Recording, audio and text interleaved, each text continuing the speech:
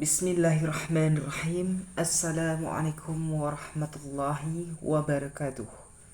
Oke, pada kesempatan video ini saya akan membahas kembali yaitu tentang buku yang berjudul Enjoy Your Life karya Muhammad Al-Uraifi.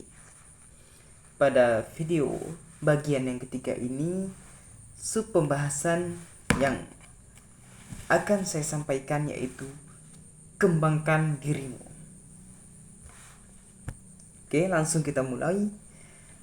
Ketika engkau duduk bersama mereka yang berumur 20 tahun, engkau akan mendapatkan dari mereka tingkah laku, cara bicara, dan cara berpikir yang berbeda-beda. Kemudian engkau duduk lagi bersama mereka ketika umurnya 30 tahun. Apabila kemampuannya begitu-begitu saja, maka tidak ada yang berkembang dalam diri mereka. Dan ketika engkau duduk bersama orang lain yang mengambil pelajaran dari perjalanan hidupnya, engkau akan mendapatkannya sebagai pribadi yang berkembang dari hari sebelumnya. Bahkan tidak berlalu waktu, melainkan kualitasnya, ibadahnya, dan kualitas keilmuannya meningkat. Jikalau kamu ingin mengetahui jenis-jenis manusia yang seperti itu, mari perhatikan keadaan dirinya dan keseriusannya. Contoh saja ketaatannya dalam kesendirian. Di antara manusia ada yang mengikuti apa yang muncul di pikirannya, lalu dirinya berkembang. Ia mengambil pelajaran dari berita-berita yang ia dengar dari orang lain lewat diskusi ataupun debat. Ia pun akhirnya mendapatkan keahlian yang menakjubkan, seperti menjadi debator, ahli bahasa, mudah memahami sesuatu, menjadi orang yang cerdas, menjadi ahli diskusi, dan ahli merayu atau melobi seseorang. Di antara manusia juga ada yang hampir tidak pernah ketinggalan menonton drama tentang kegagalan bercinta, ketinggalan menonton film percintaan, film khayalan, atau film dongeng yang tidak ada kebenarannya sama sekali. Kemarilah dan perhatikanlah zaman dahulu dengan zaman yang sekarang, di 5 tahun atau 10 tahun yang akan datang. Di manakah engkau mendapatkan banyak peningkatan keahlian, atau peningkatan pemahaman, atau peningkatan wawasan, atau peningkatan kemampuan dalam melobi, atau peningkatan metode dalam berkomunikasi dengan bercerita? Tidak diragukan lagi, peningkatan itu ada di masa dahulu ketika ajaran Islam datang. Namun tingkah laku di masa dahulu berbeda, dan yang dikutip orang dalam berbicara hanya dalil syar'i atau angka-angka ataupun fakta lapangan. Dan di masa yang akan datang, yang akan dijadikan kutipan adalah perkataan-perkataan artis atau para penyanyi.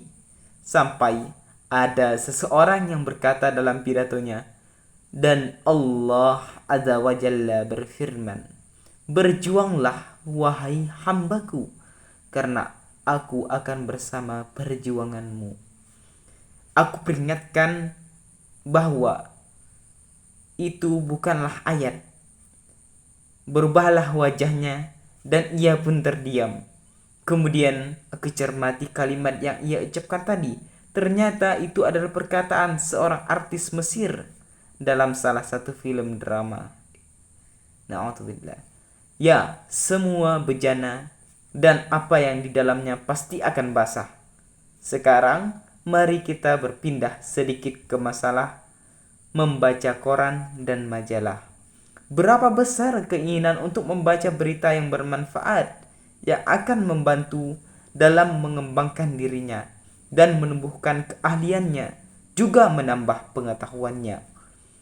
Kebanyakan dari mereka lebih mengutamakan membaca berita olahraga dan seni, sehingga koran-koran pun berlomba untuk memperbanyak berita tentang olahraga dan seni dibandingkan dengan berita yang lainnya.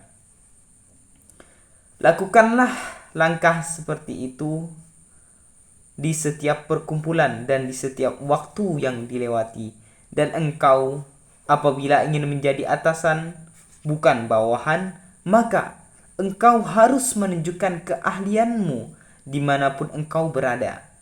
Biasakan dirimu untuk terus seperti itu. Abdullah adalah seorang yang bersemangat, akan tetapi ia kurang memiliki keahlian. Pada suatu hari, ia pergi ke masjid untuk melaksanakan sholat zuhur. Ia selalu berusaha untuk menjaga sholatnya dan selalu mengagungkan syiar agama. Ia selalu bergegas pergi ke masjid agar tidak ketinggalan sholat ketika ia tiba di masjid. Di perjalanan, ia melihat seorang lelaki yang berada di atas pohon kurma sedang membetulkan posisi buah kurma.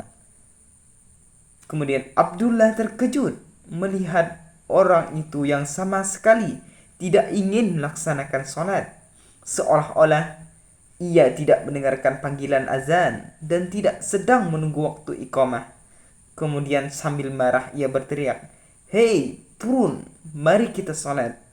Si lelaki tadi menjawab dengan acuh, "Ya, ya, ya." Seperti itu. Kemudian Abdullah berkata lagi, "Cepat, sholatlah wahai keledai," katanya. Si lelaki berteriak, "Apa katamu? Aku keledai?" Si lelaki tidak mempedulikan lagi pekerjaannya dan bergegas turun untuk memukul kepala Abdullah. Abdullah pun kabur cepat-cepat ke masjid sambil menutupi wajahnya agar tidak dikenali oleh si lelaki tadi. Si lelaki turun dari pohon dengan penuh kemarahan. Kemudian ia pergi ke rumahnya untuk mengerjakan salat dan beristirahat sejenak. Setelah itu, ia kembali lagi ke pohon kurma tadi untuk menyelesaikan pekerjaannya. Waktu asar pun tiba. Seperti biasa, Abdullah bergegas ke masjid. Sesampai di pohon kurma yang di atasnya ada lelaki tadi, ia mengubah cara mengajaknya untuk salat. Abdullah berkata, "Assalamualaikum, apa kabarmu?" Kemudian lelaki menjawab, "Alhamdulillah, aku baik-baik saja."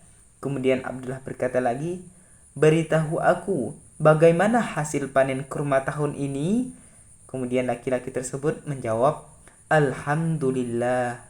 Kemudian Abdullah menyambung, "Semoga Allah memudahkan rezekimu dan mencurahkan taufiknya kepadamu, melapangkan hidupmu. Semoga Allah menerima semua amal ibadahmu dan membalas kerja kerasmu untuk menafkahi anak-anakmu." Si lelaki gembira mendengar doa tersebut. Ia mengaminkan doa tadi dan berterima kasih kepada Abdullah. Kemudian Abdullah berkata kepadanya, "Karena kesibukanmu, engkau kurang memerhatikan panggilan azan. Azan asar telah berkumandang dan sebentar lagi waktu iqamah akan tiba. Sebaiknya engkau turun, kerjakan sholat dan mulailah lagi pekerjaanmu setelah itu. Semoga Allah selalu menjagamu dan selalu mencurahkan nikmat sehat kepadamu." Si lelaki pun menjawab, "Insya Allah, insya Allah." Kemudian ia turun dengan keramahan. Dia menemui Abdullah dan menyelaminya dengan hangat. Si lelaki berkata lagi, "Terima kasih atas akhlak baikmu. Adapun yang siang tadi menemuiku, aku tidak ingin melihatnya lagi. Bahkan keledai lebih baik darinya." Baik, untuk bagian yang ketiga, pembahasannya cukup sampai di sini. Untuk teman-teman yang tidak sempat membaca buku secara fisik ataupun soft ataupun yang di HP maupun bentuk digital, jika tidak sempat untuk membacanya, maka saya sarankan teman-teman cukup dengar dan pahami apa yang disampaikan. Seorang pahlawan yang memiliki kemampuan lebih dari sekedar meningkatkan keahliannya, ia akan mampu meningkatkan keahlian orang lain, bahkan mengubah mereka. Demikian pada bagian ketiga ini. Saya tutup. Wassalamualaikum warahmatullahi wabarakatuh.